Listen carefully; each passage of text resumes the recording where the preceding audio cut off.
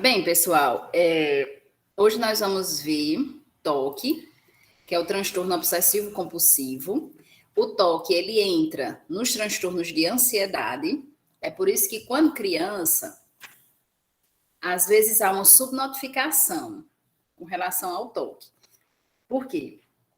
Porque a criança, ela está desenvolvendo o TOC e daí os psiquiatras, eles preferem, né, através da hipótese diagnóstica, classificar como ansiedade, daí tratam a criança, tiram o objeto da obsessão, trabalham o objeto da obsessão. Se ela melhorar, ótimo. Se ela não melhorar, aí vem a questão de realmente a identificação do TOC, tá? O diagnóstico do TOC. Lembrando para vocês, pessoal, também, que o TOC não é só subdiagnosticado em crianças, não. Ele também é subdiagnosticado em adultos. Por quê? Porque, às vezes, o adulto que não tem um TOC tão, digamos assim, visível, exagerado, tá? Ele pode, muitas vezes, disfarçar esse TOC e realizar essa compulsão sem que as pessoas que convivam com ele vejam, certo? Então, por isso que pode ser aí, ter uma subnotificação, tá bom? Então, o que é que fala o TOC? É caracterizado pela presença de pensamentos obsessivos e comportamentos compulsivos, exagerados ou irracionais, causando sofrimento e prejuízo para o indivíduo. Então, veja bem, o que é a obsessão? É o pensamento, é a ideia, é aquilo que vem na mente da pessoa que muitas vezes, né, na maioria das vezes vai ser um pensamento negativo. Então, por isso, devido a ser um pensamento negativo, o paciente vai fazer a compulsão, vai realizar a compulsão. O que é a compulsão? É a ação, tá? Ele sabe que essa ação é irracional, não serve para nada, nada vai acontecer, sabe? Mas ele tem que realizar, senão ele não consegue minimizar a ansiedade. Mas na frente a gente vai ver uma figurinha que tem um ciclo que ele fala essa questão do alívio e do exagero da ansiedade. Então, como acontece? Digamos que eu pense que minha casa vai cair, né? Então, a minha obsessão é que a casa vai cair. Então, eu fico com esse pensamento negativo e vem a compulsão. Eu tenho que bater na mesa 3 vezes para que minha casa não caia. Há uma ligação? Não há. Tá? O próprio paciente sabe que esse pensamento é irracional? Sabe. Ele muitas vezes até tenta se controlar. Não vou bater na mesa, não vou, porque isso não vai acontecer, isso não existe. Tá? A casa está perfeita, não tem nada para cair. Por que vai cair? Mas devido à ansiedade que a mente dele vai causar, por isso que TOC entra nos transtornos de ansiedade, ele não vai conseguir não realizar a compulsão, não realizar a ação, não bater na mesa 3 vezes. E daí ele bate 3 vezes na mesa, certo? Aí, quando ele realiza essa compulsão, aí vem um alívio, tá? Até que venha outro pensamento obsessivo, tá? Então, fica o ciclo aí do TOC. Não sei se vocês já viram, né? O TOC da lavagem das mãos, tá? A questão da contaminação. Então, a pessoa, ela vê a mão contaminada, ela sente que está contaminada, mesmo ela tendo acabado de vir do banheiro, tendo lavado as mãos, certo? Mas o fato da obsessão dela, da mente dela, criar que as mãos estão contaminadas, ela vai no banheiro lavar. E muitas vezes ela passa o dia fazendo isso, e nesses casos, onde o paciente não tem um autocontrole, não é nem a questão do autocontrole, não consegue controlar a sua obsessão e compulsão de forma mais regular, a gente acaba, né, quem convive com ele, acaba notando, e muitas vezes ele mesmo se entrega porque é visível, tá? Por isso que tem outras pessoas que têm um controle maior, tem mais um controle da obsessão, que o TOC não é tão grave, e daí ele consegue, muitas vezes, viver toda a vida sem as pessoas notarem que ele tem TOC, tá certo? Aí, veja bem, pessoal, vocês podem estar aí imaginando, se vocês estivessem em sala de aula, vocês iam dizer, eu tenho um toque, que eu faço isso, eu tenho um toque, que eu faço aquilo, tá certo? Mas veja que, para ser diagnosticado realmente toque, a pessoa tem que, muitas vezes, tá fazendo aquela ação diversas vezes, tá? Então, por exemplo, ela perdeu o trabalho. Por que ela perdeu o trabalho hoje? Porque estava realizando as compulsões, tá? Então, assim, ela não participa mais de grupos sociais, porque as pessoas vão ver as compulsões, né? Eu estou lavando as mãos demais, tá? As mãos já estão todas ressecadas de tanto se lavar, tá bom? Então, veja que são ações, pensamentos repetitivos e ações repetidas várias vezes, onde a pessoa não consegue mais ter a sua vida normal, ok? Então, atualmente, é a doença psiquiátrica comum e bastante sensível ao tratamento, tá? Então, vamos lá.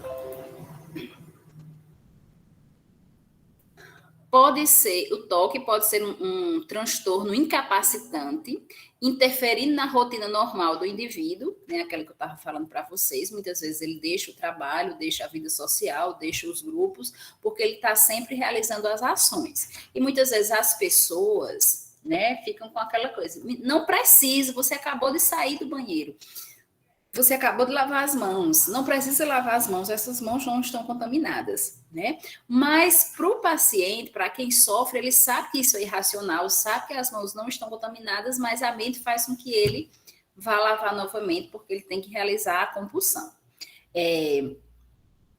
Existe uma senhora, né, hoje ela já é adulta, que ela apresentou toque quando criança. E ela já foi realmente diagnosticada com toque quando criança.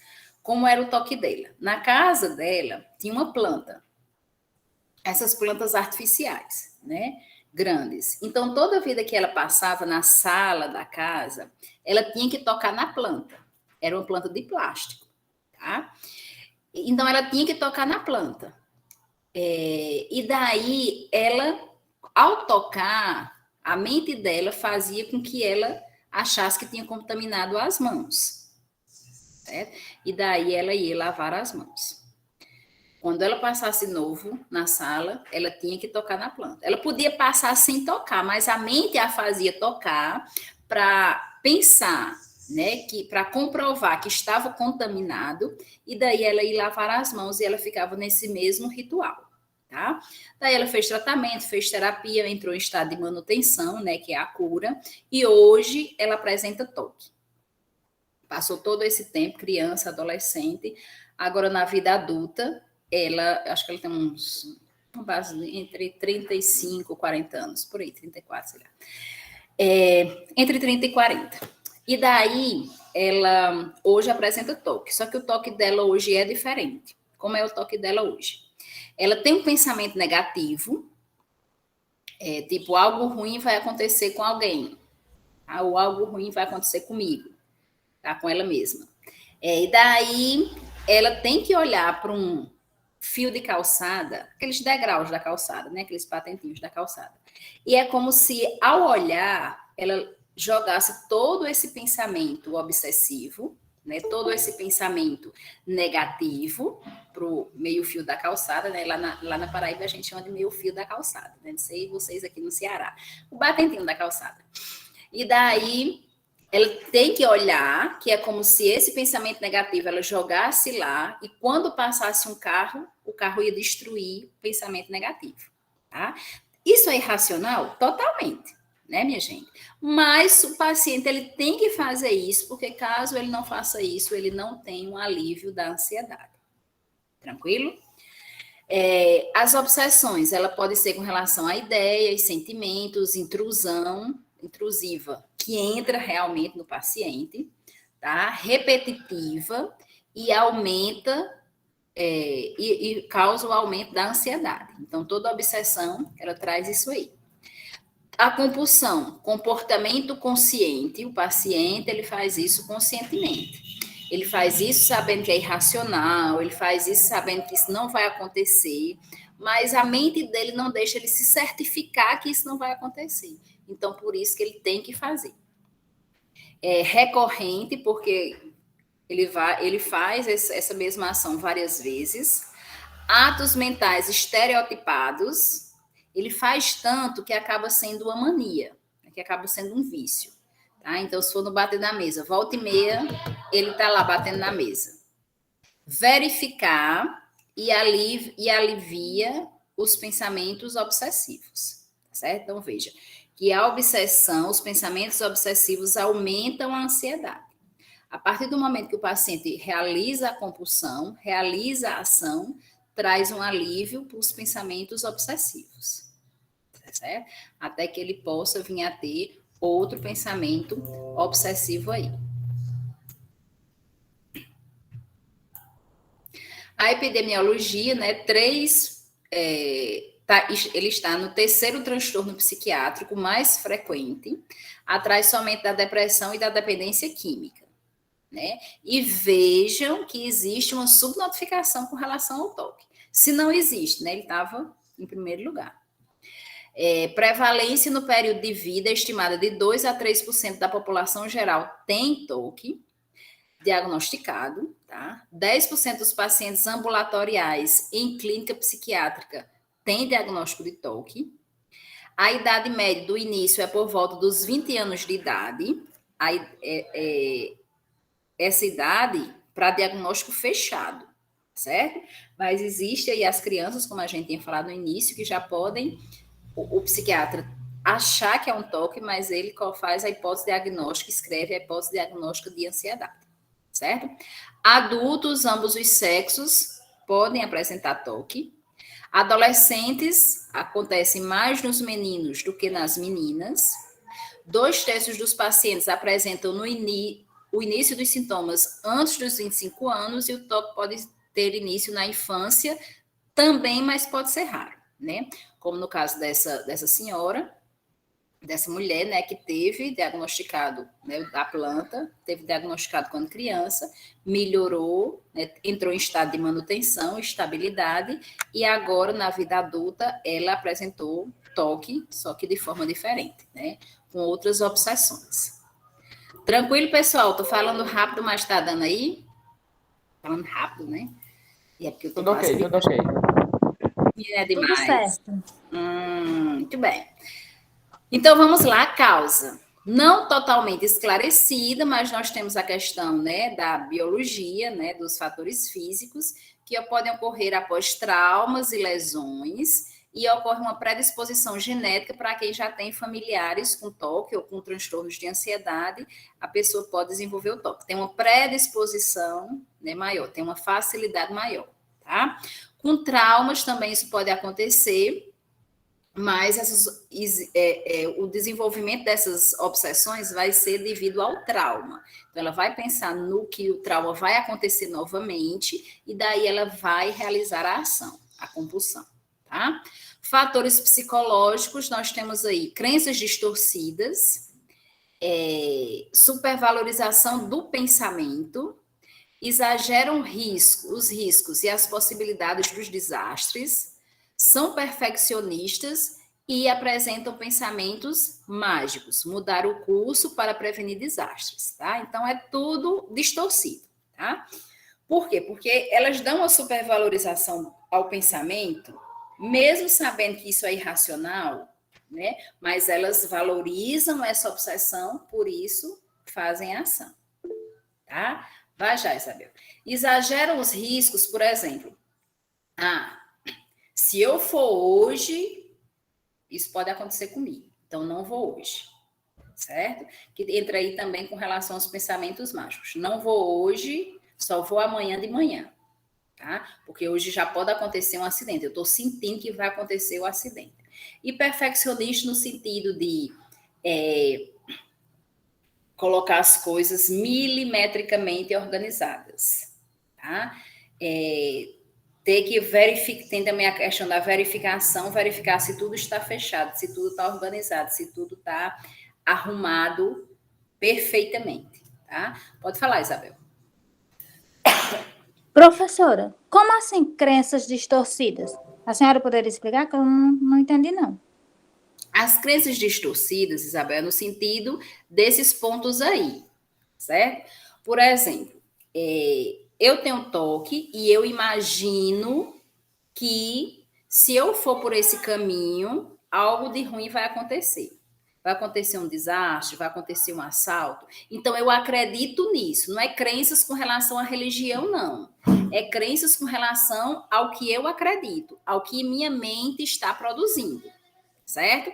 Não tem aquela história de que a gente está no caminho e de repente esqueceu alguma coisa. Ah, não vou voltar, né? Porque se eu voltar, algo de ruim vai acontecer, tá certo? Quem tem toque e tem esses pensamentos, ele sempre vai acreditar que algo ruim vai acontecer, tá? Que algo drástico demais, um desastre grande vai acontecer se eu voltar, certo?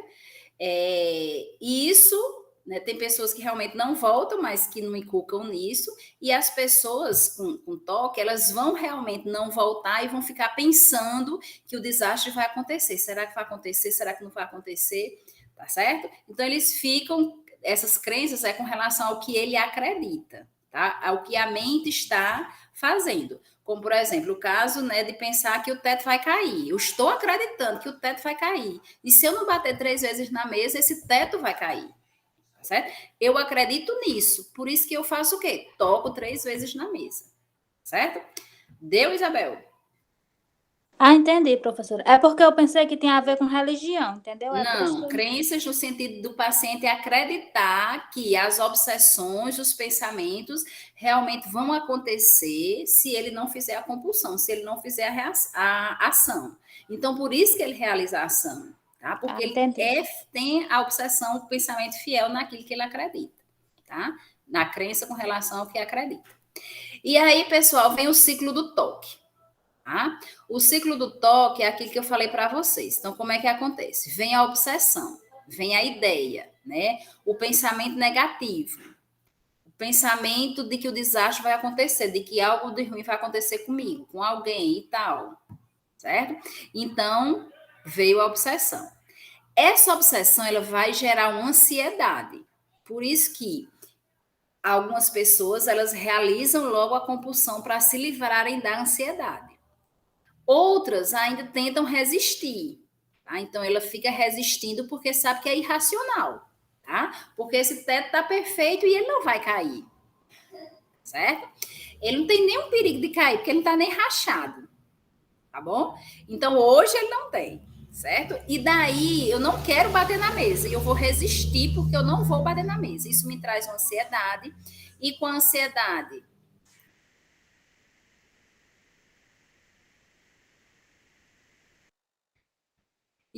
com a ansiedade vai me trazer todas aquelas respostas ao corpo que a gente falou ontem, né? A questão da sudorese, da taquicardia, da dispneia, dos tremores, tá? E daí, mesmo não querendo, essa ansiedade vai me trazendo isso e eu não quero fazer, não quero bater na mesa e tal. E aí eu não aguento mais e bato. Bati 3 vezes, certo? Então eu realizei a ação, eu realizei a compulsão. Com isso, aí eu vou ter um alívio mental, tá? Minha mente vai aliviar um pouco até que venha a próxima obsessão, que pode ser a mesma coisa, eu achar de novo que esse teto vai cair, que é, por exemplo, quem acha que as mãos estão contaminadas, então o toque é com relação à contaminação das mãos. Então ele está sempre lavando as mãos, por quê? Porque a obsessão dela é com relação às mãos, né? Quem tem a questão da simetria, do perfeccionismo, certo? Então, tudo tem que estar milimetricamente do mesmo jeito, na mesma altura, tá? Arrumado, alinhado daquele jeito, certo? Eu conheci um rapaz lá na Paraíba que o toque dele era desenvolvido à noite. À noite, quando. Deixa não. Hã? À noite, quando os postes acendiam a luz, né? Aí não fica a sombra, né, do poste em um dos lados no chão. Aí ele ficava pulando, tá? tá? Ficava pulando, pulando, pulando, não podia pisar na sombra do poste, porque senão algo de ruim ia acontecer. Então vinha o pensamento e ele pulava, pulava, pulava de um lado e outro poste e parava. De dia ele não sentia obsessão, de dia ele não apresentava nenhuma obsessão, mas à noite ele ficava nessa obsessão, tá certo? Muitas vezes a família tentou trancá-lo dentro de casa, né, para ele não ter acesso, mas aí ele ficava agressivo, ficava agitado, né, falava em morte, em matar, então ficava como se fosse um risco para terceiros, né, até que a família, muitas vezes cansada, acabava cedendo e lá ele ficava por um bom tempo aí. Eu não me recordo se ele tinha umas horas, porque isso eu era pequena. Eu não me recordo, era adolescente, né? Eu não me recordo se tinha um horário para ele parar, certo? Eu sei que não era a noite toda que ele ficava assim, não era a madrugada toda, não, né? Até o amanhecer do dia, não. Ele tinha um horário para parar, eu só não me lembro o horário que era, tá certo? Então, tem esse ciclo aí, certo? E tem um alívio entre as obsessões. Esse alívio entre as obsessões podem durar muito tempo, tá certo? Quem tem o toque leve, que consegue até disfarçar, muitas vezes essas obsessões vêm 1 ou 2 vezes no dia, tá? Mas só que a mente tem que realizar a ação, né, para que a ansiedade diminua, ok? E daí nós temos o quadro clínico da obsessão, né, das ideias. Então, obsessão são pensamentos, impulsos ou imagens recorrentes, estereotipadas e de difícil resistência, né? Por mais que o paciente resista, ele não consegue não fazer a compulsão, que são experimentados como intrusos e inadequados, levando à intensa ansiedade. O que são intrusos? Eles entram realmente na mente, né, ao ponto da ansiedade ser atingida e daí começar as reações ao corpo. Geralmente são acompanhadas de desconforto, medo, angústia, culpa ou desprezar, né? No sentido da culpa, eles se sentem culpados por terem que fazer aquilo, por muitas vezes não conseguirem um convívio social, por estarem realmente sempre realizando essa compulsão, tá? Ou se desprezar é no sentido dele não ligar mais para ele mesmo, porque ele só pode estar agora realizando, né, as compulsões que são orientadas pela obsessão. E o que são as compulsões? Comportamentos ou atos mentais repetitivos que o indivíduo se sente compelido a executar como resposta a um pensamento obsessivo ou tentativa de reduzir a angústia, tá? Tentativa de reduzir a ansiedade. Certo? Então, ele se sente obrigado a fazer isso. As compulsões aliviam momentaneamente a ansiedade, levando o paciente a executá-las toda vez que a sua mente é invadida por uma obsessão acompanhada de aflição. Tá? Então, essa obsessão vem com a angústia e daí o paciente é obrigado a executar a compulsão, a ação. Nem sempre tem conexão realística com o que desejam prevenir, né? Como, por exemplo, o que é que tem a ver bater na mesa para o teto cair? Nada a ver. Ambas são reconhecidas como absurdas ou irracionais pelo paciente e o insucesso em resistir aos sintomas vai acontecer, porque ele vai acabar realizando a ação, ele vai acabar realizando a compulsão. E daí nós temos uns tipos aí, uns padrões, né, de TOC. Nós temos obsessão com relação à contaminação, né, que é aquela questão da lavagem das mãos. Então, a obsessão de contaminação, de achar que está sujo, de achar que está contaminado, são seguidas de compulsão de lavagem ou esquiva compulsiva do objeto supostamente contaminado. Então, ou ele fica realmente lavando as mãos, tá, para acabar com a contaminação, ou ele se livra do objeto que ele acha que está contaminado. Então, muitas pessoas, né, existem relatos, artigos mais recentes, né, agora do período da pandemia, que eles falam com relação às pessoas que desenvolveram toque nesse sentido de contaminação.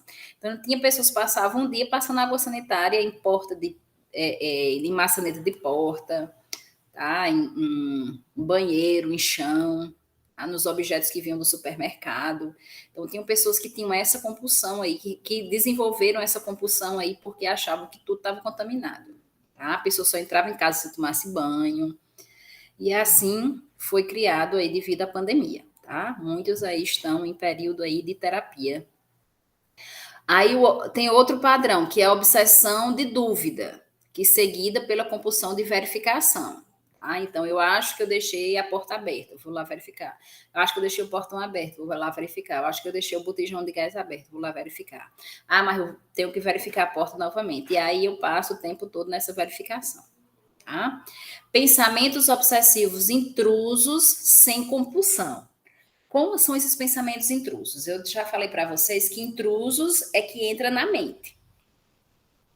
E daí não existe uma compulsão com relação à ação, à ação motora, mas existe uma compulsão mental. Então, por exemplo, para o teto não cair, eu tenho que dizer o nome de Maria 3 vezes. Então, Maria, Maria, Maria. Ou eu posso mentalmente falar, ou mentalmente pensar o nome da pessoa 3 vezes. Tá certo? E isso são obsessões, são pensamentos obsessivos intrusos, sem a compulsão, mas a compulsão motora, de tocar, de pegar, de bater na mesa, tá? Mas a compulsão, ela pode ser somente mental. Ok? E a necessidade de simetria ou precisão podem levar à compulsão de lentidão. Então, aquela pessoa que ela pode passar o dia lá tentando colocar o objeto milimetricamente arrumado. Certo? Preocupações com ordem ou números de sorte ou azar também podem ser observados nas pessoas com TOC, né? Essa questão de tudo achar que é um desastre, tá? Tudo achar que algo de ruim vai acontecer, ok? Tranquilo, pessoal? Aí conhecem muitas pessoas com TOC? E daí nós temos o diagnóstico. O diagnóstico, ele é clínico, né? Ele é o relato do paciente, tá? Ele é o relato do acompanhante, com pensamentos obsessivos recorrentes que causam ansiedade significativa, sintomas compulsivos e sintomas excessivos e irracionais. Então, a pessoa vai lá e descreve que não consegue mais participar de grupos, não tem mais vida social, não tem mais... não consegue mais fazer, né, atividades laborativas, né, o seu trabalho, porque passa todo o tempo tendo pensamentos obsessivos e realizando as compulsões. Explica que isso é irracional, mas ele não consegue devido à ansiedade, tá? O tratamento, pessoal, ele é farmacológico, antidepressivos e ansiolíticos aí, tá? Para melhorar a qualidade de vida e terapias, né? A gente sabe que a família, a tríade, né? A família sempre vai estar presente. Então, a terapia é a exposição com prevenção da resposta autoimune, né? E orientação da família. Então, começa a resposta autoimune. O paciente, ele vai pensar na sua obsessão e vai tentar se segurar o máximo possível. Então, a terapia vai trabalhar com ele no sentido dele se segurar o máximo possível para realizar a compulsão, certo? E nesse trabalho é um trabalho lento, porque por muitas vezes o paciente ele vai se entregar, porque ele não está aguentando a ansiedade que está demais e vai acabar realizando a compulsão mais rápido do que na outra vez que ele conseguiu se segurar mais um pouquinho, tá certo? Então é um trabalho aí de realmente, né, bem lento, tá bom? E aqui, para encerrar, nós temos os cuidados de enfermagem, certo? Que é orientar o paciente quanto à importância do tratamento, ele tem que fazer o tratamento, ele tem que fazer as terapias para que ele consiga aí minimizar essas obsessões e essas compulsões. E talvez, né, possa, né, ter aí um período de cura, como que é manutenção e estabilidade, né, como a criança teve aí, não é obrigado esses pensamentos, essas obsessões voltarem, o paciente pode se manter o resto da vida sem apresentar essas obsessões, né? Isso vai depender aí do tratamento que é feito com ele. Encorajá-lo o máximo possível a enfrentar as situações que evita e a deixar de fazer os rituais, lembrando de que no início pode haver um aumento do medo e da aflição.